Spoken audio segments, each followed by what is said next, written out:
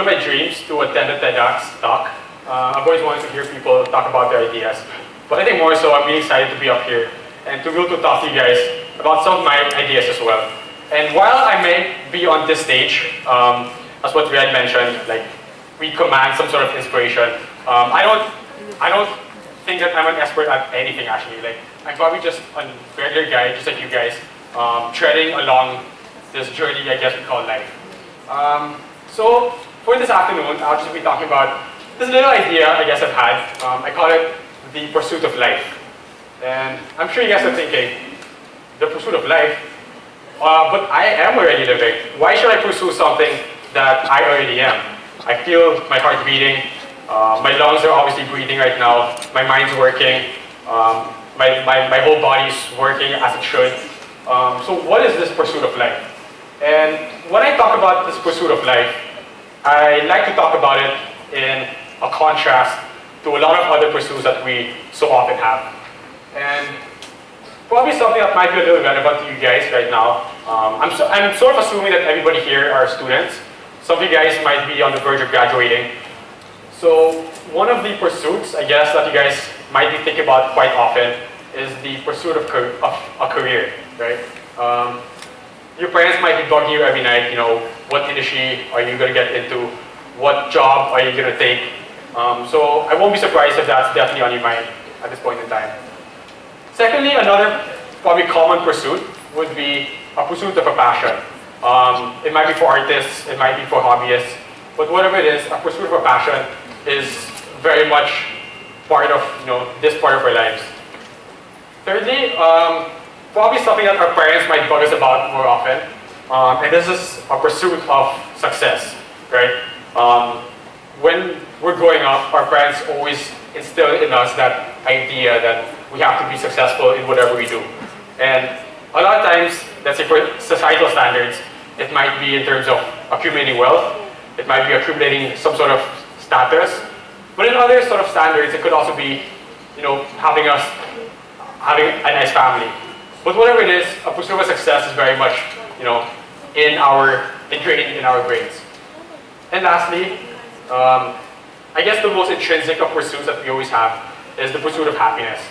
I think that's sort of self-explanatory, but when I talk about the pursuit of life, I don't talk about it as any much important as any of these, and any lesser than any of these either.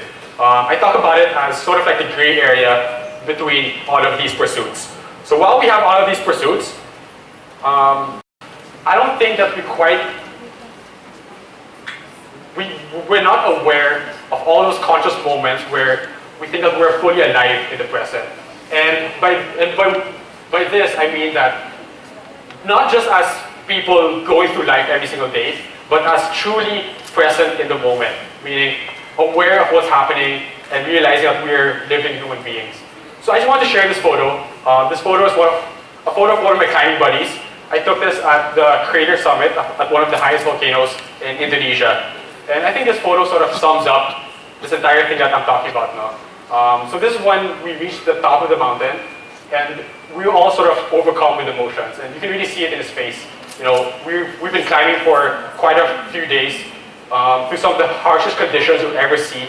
And just being at that summit really made us so human and made us really realize our own humanity in that moment. So I'll just be sharing a couple of my personal experiences of how I sort of got about these moments, and hopefully at the end of this, you guys might have some takeaways as well. So I'll try to make this as personal as possible. I know everybody will have their own life moments, but I hope that by me being able to share this with you, you might be able to find your own ways on how to discover this. So first, find what drives your every action every single day. I know that's very hard to wake up in the mornings, especially if the aircon's on, if the shower's cold. It's not exactly the easiest thing to do, right? And what I mean with find what drives your every action every single day, I mean whenever you wake up in the morning, what makes you want to wake up, right? For some people, it might be breakfast. For other people, it might be going to work. But whatever it is, I guess just try to find that one thing that motivates you to get up from bed. For me at least, I I was the youngest of 4 children. We grew up in Hong Kong, and growing up, I was very much the runt of the family, meaning I was bullied quite often, and I super enjoyed just being in my comfort zone, which was watching TV and playing video games. But eventually, as we moved back to the Philippines, I sort of started to venture more outdoors, and I started to enjoy it. And I think a turning point was when I joined the Philippine Boy Scouts.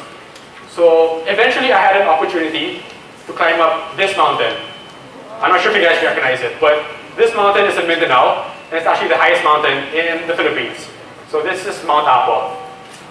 So when I was taken around 4th year high school, I had an opportunity to climb up Mount Apo to first ascent, meaning a pioneering expedition. So we crossed from South Cotabato to Davao, and we climbed up actually 2 of the highest mountains in the Philippines. And at that time, it was the first sort of ascent. So that's me at the summit of Mount Apo. So that's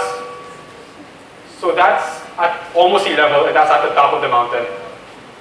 And I think eventually, I've sort of found what really drives me. What really drives me to work hard at work, and what drove me to also study hard at school as well. So I'm just sharing some photos actually of some of the summits that I've reached. So the top left is the highest mountain of Japan, which is Mount Fuji. The top right is the highest mountain in Borneo, Mount Kinabalu. And the bottom part is in the Himalayas, in central Nepal.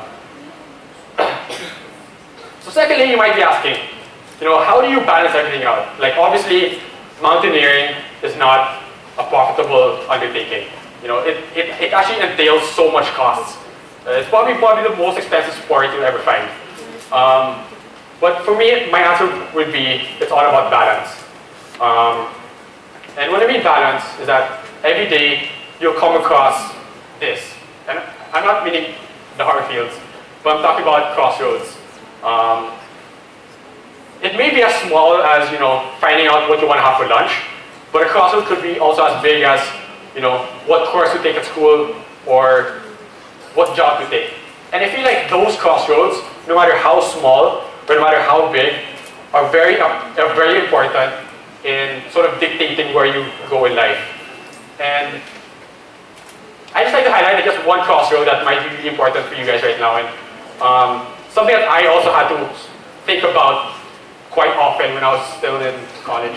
And that was either you're in school and you either have, typically, it seems like a black and white decision of pursuing a career or following a passion or a hobby, or I guess something generally that interests you. And while it seems like a black and white decision, I really like to think about it as a gray area, meaning why not both, right? Personally, I work full-time in a financial services company, and I also do full-time mountaineering, meaning I still go regularly on expeditions. I actually have one lined up at the later part of this year. We're going to the Garhwal Himalayas, which is in the Indian part of the Himalayas. So I know it sounds like a really crazy thing to do, to try to balance both endeavors, but I really feel like everybody here has the most powerful asset in their hands, and it's actually free of charge, which is your own decision-making skills. And I won't even say that I'm blessed to be able to have a job that allows me to go on different expeditions, but I would feel like it's really a series of decisions that will lead you to wherever you are, right? If you would tell me that you reach a job and they don't allow you to have that type of balance that you would want to do, that's really on you. You have the decision to stick with it or to head somewhere else, right? And you'll make mistakes along the way, for sure. I did. And I think as long as you make that decision, eventually you might find that area that you want to be. And secondly, another important asset would be time. And what I mean by time is that, yes, work or school might have a huge chunk of your time, maybe 8 to 9 hours a day. But remember, you still have that 5 to 6 hours after school, after work. And I feel like those hours, that free time that you have, is very, very important in creating that person that you want to be. So use that time very, very wisely. Even if it's just 1 or 2 hours a day, you can use that time to hone whatever skill you need, whatever, whatever talent that you have to develop to really reach where you want to be. So, like for me at least, mountaineering is such a physical sport. I go to the gym, I keep active, I go on quick hikes in the morning.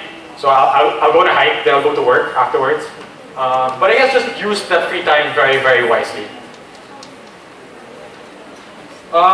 Then my last point, I guess, this one might sound a little cliche, a little Pinteresty, a little thought catalog, but for me at least, it's very, very personal. And I just want to say that to be alive is the most precious privilege we'll ever have. And when I mean this, I really want to highlight the middle two words, which is precious privilege. I think it's really easy to fall into a trap that we think that life is our right, and it's something that we're entitled to. But I really believe that it's the other way around. That it's actually a privilege that we should really treasure. So this is a blue screen. No, I'm kidding. Okay, so this is Alright, so this is just a photo from when I was in the Himalayas. This was a few months ago, and like as you can see, that was my friend. I was on another mountain peak, and I took him just taking in the grand scale of the Himalayas, and it's super choppy. But then if you just see it, it's pretty obvious that he looks so insignificant to the size of the mountains. And I feel like for me at least, the mountains really strip down everybody to their bare necessities. Just yourself, just your mind, just your emotions, to carry you through an entire expedition. And I feel like that alone, to feel insignificant, provides so much importance to your own life. And it sounds so, I don't know, opposite. It's significant. But I guess if you have 100 pesos and that's the only money left, you really treasure that 100 pesos, right? So for me at least, that should not be. So for me at least, by being able to feel insignificant in the mountains, I end up valuing my life even more.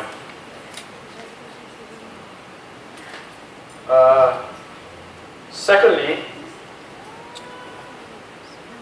so this is a photo, he actually mentioned it, Red, about the cetacean. So, cetacean actually means whale. So I was part of a humpback whale research expedition. So we spent a whole month at sea researching whales, and we were photographing whales, tracking their sort of migration patterns. And one thing I learned in that trip actually was that by being able to witness other life on Earth, you sort of also value life more.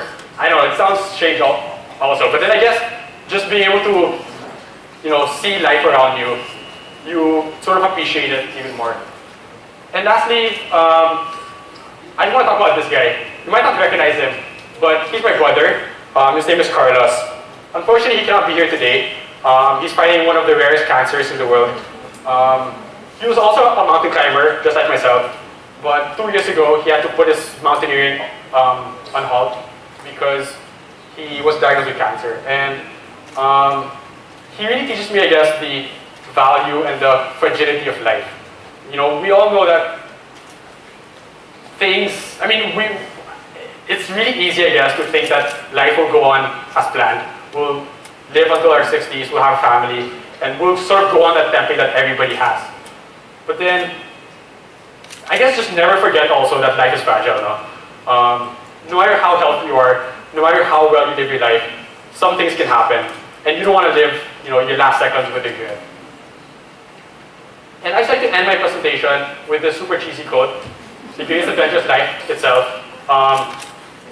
I actually do not find that much adventure in the mountains or at sea with whales, or hanging by a cliff or climbing up the highest mountains. But I really see the greatest adventures in life. In the modernity of life, in the spontaneity of life, and every little small thing of life that makes you, have to make a decision, have to make a mistake, be successful, become important, become worthless. All of those little things makes life such a great, great adventure. And that's all. Thank you guys.